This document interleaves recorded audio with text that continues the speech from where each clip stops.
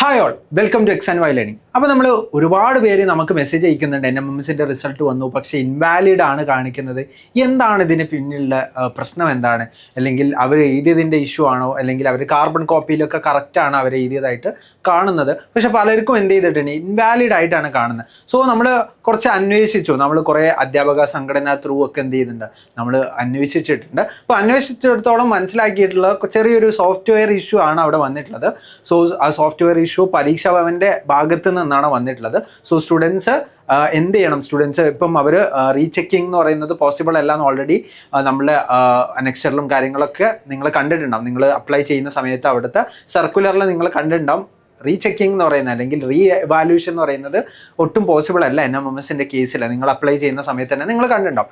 So ഇത്രയും അധികം ആളുകൾ, ഏകദേശം 1000-ഓളം സ്റ്റുഡൻസിന് എന്ത് ചെയ്തിട്ടുണ്ട്, റിസൾട്ട് കാര്യങ്ങളൊക്കെ തടഞ്ഞു വെച്ചിട്ടുണ്ട്. സോ ഇതെങ്ങനെ നമുക്ക് മറികടക്കാം, അതാണ് നമ്മൾ ഈ വീഡിയോയിൽ എന്ത് ചെയ്യുന്ന പറയാൻ പോകുന്നത്. സോ നിങ്ങൾ മനസ്സിലാക്കേണ്ടതെന്ന് പറയുന്നത്, എല്ലാവരും എഴുതിയിട്ടുണ്ട് അല്ലേ, ഒരുപാട് സ്റ്റുഡൻസ് എഴുതിയിട്ടുണ്ട്. അതിൽ 1000-ഓളം സ്റ്റുഡൻസിൻ്റെ റിസൾട്ട് എന്താണ്, ഇപ്പോഴും അവർക്ക് അവൈലബിൾ അല്ല.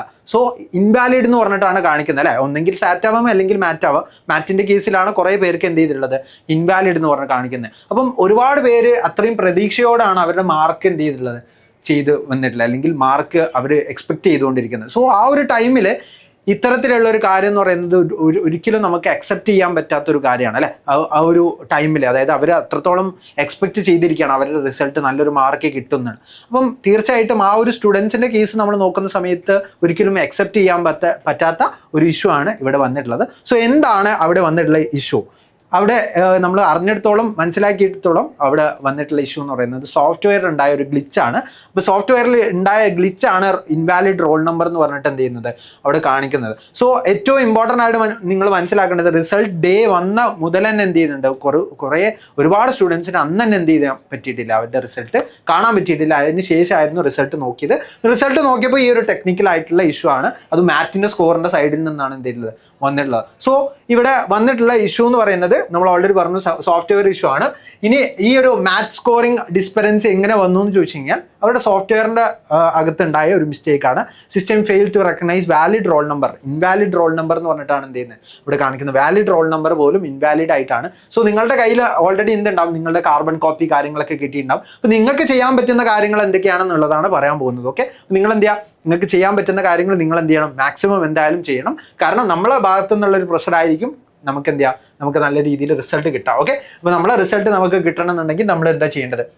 സോ ഇൻറ്റേർണൽ ആയിട്ടുള്ളൊരു ലോജിക്കൽ എറർ, അല്ലെങ്കിൽ അവരുടെ ഡാറ്റ ഷീറ്റിൽ ഉണ്ടായിട്ടുള്ള ഒരു എററാണ് എന്ത് ചെയ്യുന്നത് നമുക്ക് മനസ്സിലാക്കാൻ പറ്റുന്നത്. അതുപോലെ തന്നെ ഈ റിസൾട്ട് ലിങ്കിൽ എന്തുണ്ടായിട്ടുണ്ട്, അവിടെ സോഫ്റ്റ്വെയറിൽ കുറച്ച് ഇഷ്യൂസ് ഉണ്ടായിട്ടുണ്ട്. അതുകൊണ്ടാണ് ഇൻകൺസിസ്റ്റൻ്റ് ആയിട്ടുള്ള ഒരു വാലിഡേഷൻ അല്ലെങ്കിൽ ഇൻവാലിഡ് ആയിട്ടുള്ള റോൾ നമ്പർ എന്ന് പറഞ്ഞിട്ടുള്ളത് വന്നിട്ടുള്ളത്. അപ്പോൾ നിങ്ങൾ മനസ്സിലാക്കേണ്ടത്, എങ്ങനെയാണ് ഈ ഒരു കാര്യം നമുക്ക് എങ്ങനെയാണ് ബുദ്ധിമുട്ടായി വരിക, അല്ലെങ്കിൽ നമ്മളൊരു എക്സാം എഴുതി അതിൽ നമുക്ക് കിട്ടിയില്ല, ഒരു പ്രശ്നമില്ല.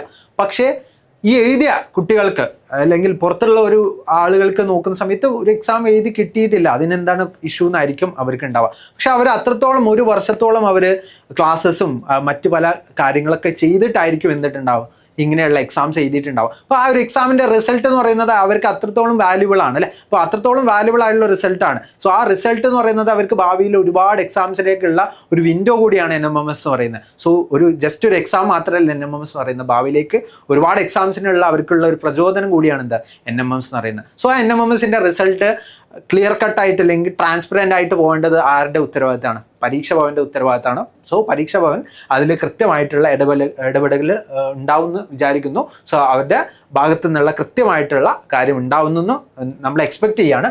സോ ആ ഒരു ഇടപെടൽ എന്തായാലും പരീക്ഷാ ഭവൻ ചെയ്യേണ്ടതാണ്.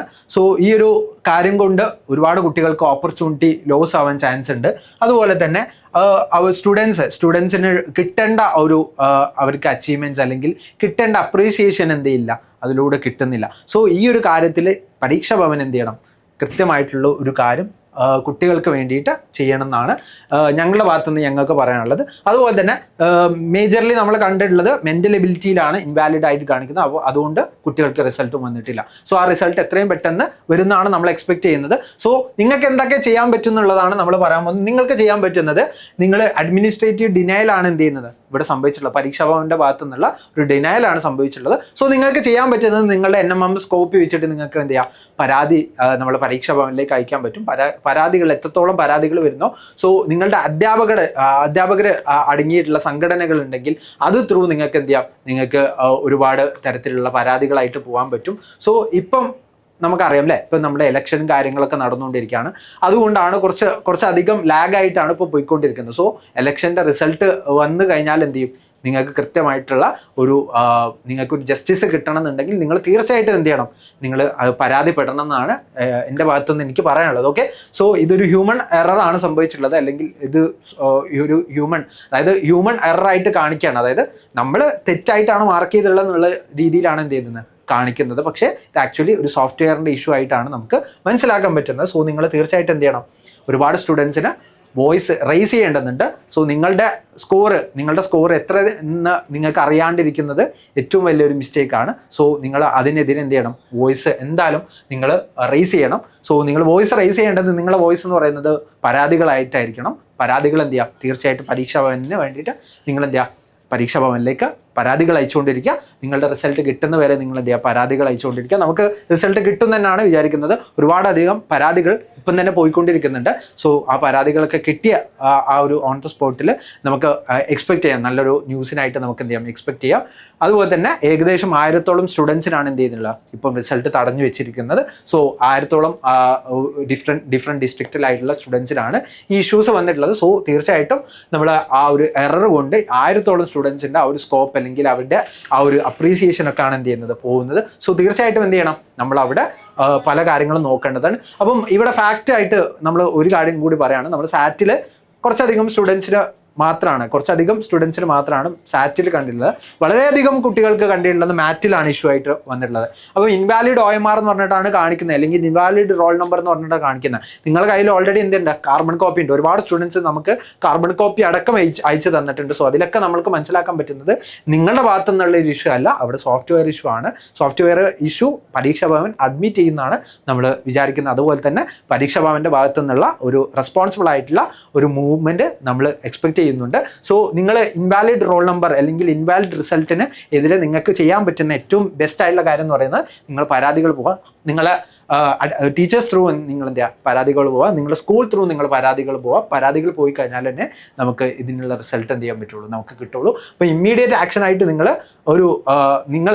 പരീക്ഷാ ഭവൻ ചെയ്യേണ്ടത് സോഫ്റ്റ്വെയർ ഓഡിറ്റ് ആണ്. അതുപോലെ തന്നെ മാനുവൽ വെരിഫിക്കേഷൻ ചെയ്യേണ്ടത് ആയിട്ടുള്ള കേസുകൾ മാനുവൽ വെരിഫൈ ചെയ്യുക. അതുപോലെ തന്നെ ഒഫീഷ്യൽ സ്റ്റേറ്റ്മെൻറ്റ്, അതായത് എന്താണ് ഇഷ്യൂ എന്നുള്ളതെന്ന് ഒഫീഷ്യൽ സ്റ്റേറ്റ്മെൻറ്റ് ഇറക്കുക. അതുപോലെ തന്നെ നിങ്ങൾക്ക് മെറിറ്റഡ് ആയിട്ടുള്ള ഒരുപാട് സ്റ്റുഡൻസ് 1000-ഓളം സ്റ്റുഡൻസിലുണ്ടാവും, അവർക്ക് കൃത്യമായിട്ടുള്ള റിസൾട്ട് എന്ത് ചെയ്യുക, അയച്ചു കൊടുക്കുക. സോ ഇതാണ് പരീക്ഷാ ഭവനോട് നമുക്ക് പറയാനുള്ളത്. സോ ഈ ഒരു കാര്യം എന്ത് ചെയ്യുക, നിങ്ങളെല്ലാം വോയിസ് റൈസ് ചെയ്തുകൊണ്ടിരിക്കുക. കാരണം നിങ്ങൾക്ക് കിട്ടേണ്ട ഒരു അർഹതപ്പെട്ട ഒരു അംഗീകാരമാണ് എന്ത് ചെയ്യുന്നത്, നഷ്ടപ്പെട്ടുകൊണ്ടിരിക്കുന്നത്. സോ ഇതിനെതിരെ നിങ്ങളെല്ലാവരും വോയിസ് റൈസ് ചെയ്യുക. So justice for NMMS 2025 students. So ഈ ഒരു കാര്യം നിങ്ങളുടെ അധ്യാപകർക്കും അതുപോലെ തന്നെ ടീച്ചേഴ്സിനും നിങ്ങളുടെ ഗ്രൂപ്പുകളിലേക്കൊക്കെ എന്ത് ചെയ്യാം, ഷെയർ ചെയ്യാം. ഇതുപോലെ തന്നെ ഒരുപാട് സ്റ്റുഡൻസ് ഉണ്ടാവും, നിങ്ങളുടെ പരിചയത്തിലുള്ള ഒരുപാട് സ്റ്റുഡൻസിന് ഇത്തരത്തിലുള്ള കാര്യങ്ങൾ വന്നിട്ടുണ്ടാവും. സോ ഈ കാര്യം നമുക്ക് വോയിസ് റൈസ് ചെയ്താൽ മാത്രമേ എന്ത് ചെയ്യാൻ പറ്റുള്ളൂ, നമുക്ക് ഒരു ഗുണമുള്ള കാര്യം വരുള്ളൂ. സോ നമ്മൾ തന്നെ എന്ത് ചെയ്യാം, വോയിസ് റൈസ് ചെയ്യുക. സോ എല്ലാവർക്കും നല്ലതായിട്ടുള്ള നിങ്ങൾക്ക് അല്ലെങ്കിൽ നിങ്ങൾക്ക് കിട്ടേണ്ട അംഗീകാരം കിട്ടട്ടെ എന്ന് ആശംസിക്കുന്നു. സോ നമുക്ക് നെക്സ്റ്റ് വീഡിയോയിൽ കാണാം.